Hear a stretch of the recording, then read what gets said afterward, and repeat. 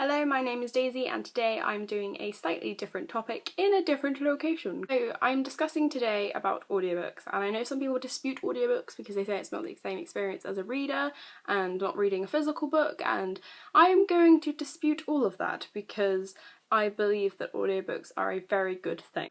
Now it depends obviously why you're reading an audiobook, whether perhaps you might have dyslexia, or you might not be able to read currently, or you're busy and you don't have the time to read and maybe you're doing a long journey in the car and you want to listen to something.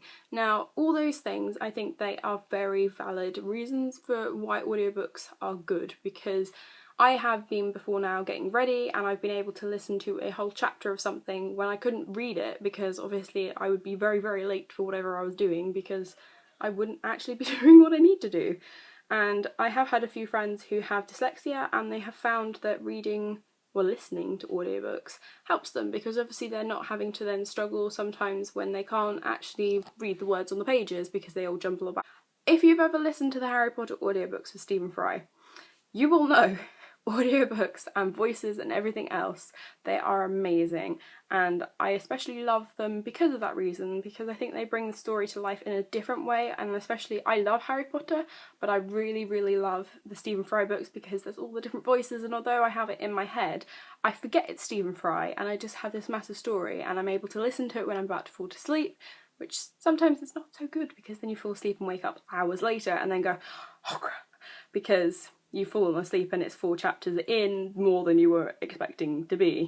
I don't often hear people talking about audiobooks on BookTube, and I don't know why that is, because they're such a brilliant thing, and I have so many different audiobooks and they're popular ones as well, the books. They're not just old-fashioned ones that are the classics anymore. They do, especially with Audible, and that is actually a really affordable thing as well. It's about £8 a month and you can get something that is about 22 quid or something, which would be normally, and quid for anyone who's outside of the UK is obviously how we say money. Sometimes, I know we're weird sometimes. I think the love of audiobooks for me came about when I was very, very ill as a child, and I wasn't really a child, I was sort of a teenager, between 12 and 14. Especially when I was 14, I had a whole year where I was bedbound, and because of that I couldn't really read. I was very sick and I just wasn't able to do much, so when I was able to do something, the best thing for me was to listen to audiobooks. And I can't tell you how many I got through in my library. Like, they would literally have my parents go through and have like 5 of them, and I would listen to them in about a week because I would just literally be able to just listen to audiobooks because I wasn't very well at all. And that was amazing because at a time when I was an avid reader and then it just went a massive decline, I could still read and I could still have stories brought to life. It's like I'm trying to get into the community that audiobooks are a really, really good thing. And especially I always wonder why people don't do it on long journeys, because they complain that they want to read.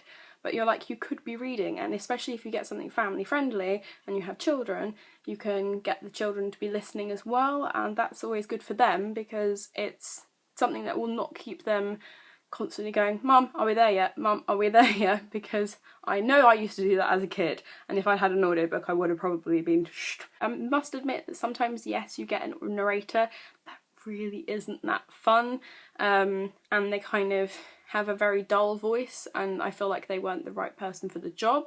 But that's obviously all depending on what it is, and if it's a story that has sort of a deeper, darker thing, you can understand the fact that they might actually have that like that for a reason. Yes. I love you all, thank you for watching, thank you for subscribing, and happy reading or listening. Bye.